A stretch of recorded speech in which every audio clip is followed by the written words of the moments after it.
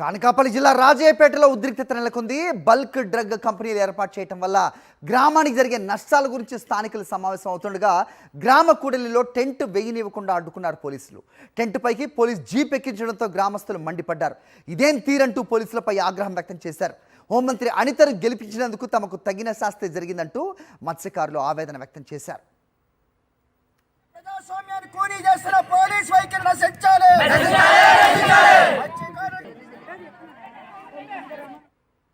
పోలీసులు అత్యంత దారుణంగా దౌర్జన్యంగా ప్రజాస్వామ్యాన్ని కూనీ చేసి వేసినటువంటి టెంట్ మీదకి పోలీసు వాహనాన్ని ఎక్కించి పోలీసులు చట్టాలను ఉల్లంఘించి మత్స్యకారుల భయభ్రాంతులకు గురి చేస్తున్నటువంటి పరిస్థితి ఇవాళ మనం ఇక్కడ కళ్ళారా చూస్తా ఉన్నాం.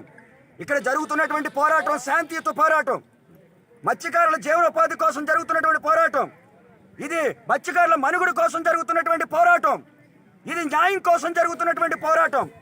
ఈ పోరాటాన్ని అనుమతించి కొనసాగింపు చేయాల్సింది పోయి ఈ రకంగా దౌర్జన్యం చేయడం అనేది సరైనది కాదని చెప్పి ఏదన్నా మొగలు మాట్లాడుకుంటే పోలీసులు వచ్చేస్తున్నారు. పోలీసులు వచ్చి జంజం చేసేస్తున్నారు. అసలు మా వాళ్ళు మాట్లాడి కట్టాలి. మా ఊరికి ఏది న్యాయం జరగలేదు.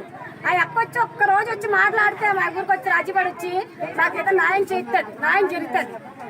ఆ రోజు ఎన్నో రోజులు అన్నది మీ ఊరల్లా మా సొంతం అక్కల తమ్ముళ్ళ చెల్లెళ్ళ నాకు ఓటేసి నన్ను గెలిపించండి అని చెప్పింది ఆ రోజు. అంటే రోజు మాకు కూడా న్యాయం చేయలేదు.